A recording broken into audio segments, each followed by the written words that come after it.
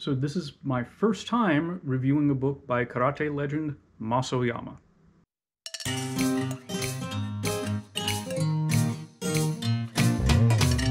Hi guys, my name is Joe and welcome to Fighting Words, the martial arts library. On this channel I review martial arts books and talk about other martial arts related subjects. This week I'm reviewing What is Karate by Mas Oyama, originally published in 1958. About the author, again, Mas Oyama is a legend. He trained in both Shotokan karate as well as Goju-Ryu karate, eventually forming his own style of Kyokushin, which is well known for its full contact, bare knuckle knockdown, sparring and competition format. He's a man so famous they've made movies out of him, including Fighter in the Wind, which I hope to actually get to see one day when I can find a copy with subtitles. Now, the author begins the book with some color photographs, including some of him supposedly defeating bulls. There's a bit of controversy around that subject. We'll get to that toward the end of the book. Also shows photographs of him training and breaking tiles and things like that. Then we get into the first chapter, which is on moral culture. And in this chapter, he will tell multiple stories of amazing feats of mental strength that he attributes to Zen, not from himself, but from other people that he's encountered or other stories that he's heard. In this chapter, he notes that Zen should be something that karate practitioners should seek out in order to become better. The next chapter is one on history of karate. He traces it back to the Daruma or Damo or Bodhidharma legend, same person under different names. Now, he notes that that is a sentimental favorite. He expresses doubt about it, but he also will share the entire story. Also in this section, he makes note that there are many different types of karate schools, but they all come from the same source. Next, we start getting into the physical side of things. He begins with showing how to tie the gi, how to fold the gi, how to bow, and the correct and incorrect ways of doing that. Then there's a brief section on what parts of the body, the foot and the fist, for instance, that are used for striking, including parts of the open hands. He also has a brief section on the 12 most important strikes. Now, these are mostly open hand techniques or knuckle strikes aimed at various pressure points. I'm not going to go over them all now. I actually intend to do maybe a shorter video that discusses them in detail. Following that, he goes over the fundamental stances, strikes, and blocks.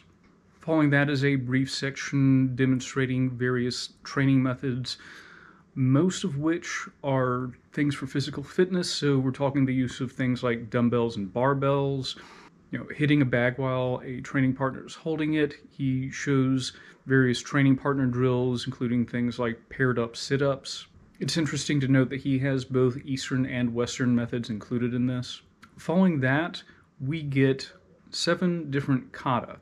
You have the 5 Pinan series, which are drawn from the Itosu lineage, the same one as, for instance, Shotokan. And we also get katas such as Saifa and Seiunshin, which are more drawn from the Goju-Ryu lineage.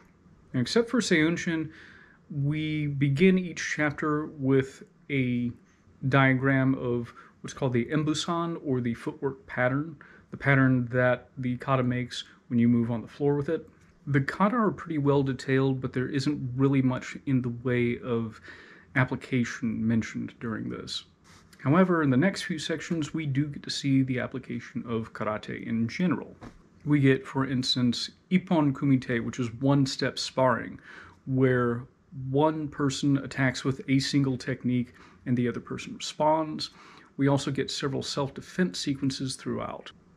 During the self-defense section, there are entire sections on self-defense versus knives, self-defense versus guns, self-defense versus multiple attackers, self-defense for women, and also self-defense using a parasol.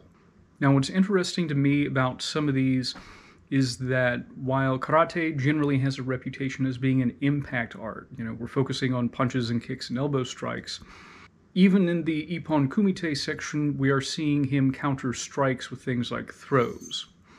And throughout the self-defense section, we get the use of locks in certain places. It's in this section where we see the author illustrate how one can improve one's strikes using various pieces of equipment. These, for instance, include pieces of hanging paper, include things like candles, where you're meant to extinguish the candle with your strike before you actually make contact with it. And there are various designs of makiwara, which are bundles of straw. The most famous type is the one that is bound around a post. He details how to construct one of those, but also shows how to construct a hanging cylindrical striking makiwara post. Makiwara rice bale. The book finishes with the author giving a chapter on his history in martial arts, going back to his time as a child. We also have 2 additional chapters, one discussing stories of bullfighting, and one on his tour of America. I should say at this point that one of his students, John Blooming, has said that Mr. Oyama never actually fought a bull. They were ox. I don't know how true that is. I don't know, looking at a picture, what if I'm looking at a bull or an ox. I'm not good at bovines. But I do feel that it's important to bring that up while we're discussing this, since he makes it such a big part of his book, both at the beginning and at the end.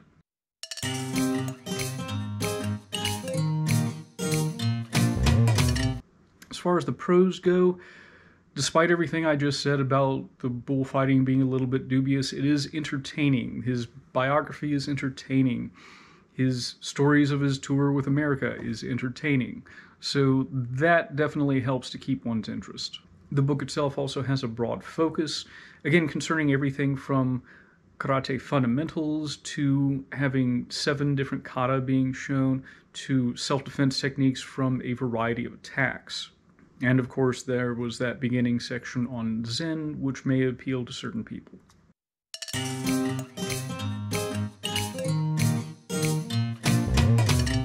As far as the cons go, some of the self-defense stuff looks a little dubious.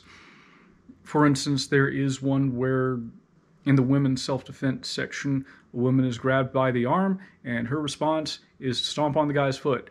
And that's the end of it. It is pain-reliant. I've explained elsewhere, I don't think pain-reliant techniques are good. So that may be one of the more egregious ones. Anything dealing with multiple attackers, he's not presenting these as ideas, but I think it's safe to say that whatever gets presented, you're probably not going to be able to pull it off as it's written if things ever went live. Because one person is one set of variables, multiple people offer more variables. It's more difficult to execute by rote things once you have more variables introduced. On the smaller side of things, there are some spotty editing. I'd say particularly with the descriptions. I've seen a few times where one thing was being shown and a different thing was being described. For instance, in his 12 important techniques, the very first one is clearly a shuto or knife hand strike to the temple, and it's labeled shuto to the neck, which is the next thing that's shown, and that has the correct label. There was also another section where he was extinguishing the candle with the punches, and it was labeled striking at the paper or something to that effect. So while I don't think that that actually takes away from what's being shown in those parts that I mentioned, it is a flaw in the book.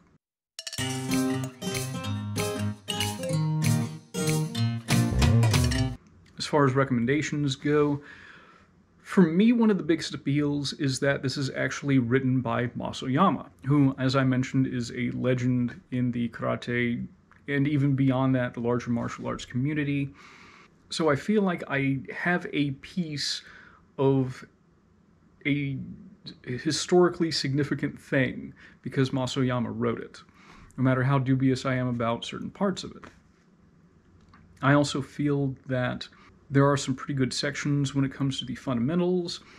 I'd actually have to check out and compare the kata that are shown here with the kata that are currently performed in Kyokushin. I wonder if they've changed any over the years, but with that being said, if you happen to have a Kyokushin background, this might be a good reference book for that. I also think it's a nice historical snapshot. Karate had just sort of moved out of its first generation of Okinawans bringing it over to Japan, and now we are getting into the people who were trained by them and seeing how they presented karate. And again, a lot of this is impact techniques, but some of it is, again, some interesting like pressure point based stuff that you don't get in some of the later volumes. Some of it is some interesting like throwing and locking things that, again, sort of got thrown to the wayside as karate came into its own in popular culture. So again, as a snapshot of like pre-1960s karate, I think it's valuable for that too. So anyway, I want to thank you guys for following along with me today. I hope you enjoyed the video. If you did, please leave me a thumbs up. If you'd like to see more content like this, I put out book reviews and other long-form videos every Friday, so feel free to subscribe for more content like that. If you'd like to help support the channel, or if you have a suggestion for a book, please consider donating to my Ko-fi account. I am taking commissions for different book reviews and video topics through that, so you make a donation and you get my attention, and I'll do the review you want, if I can find the book. Terms and restrictions may apply. Once again, thank you for following along, and I'll see you guys later.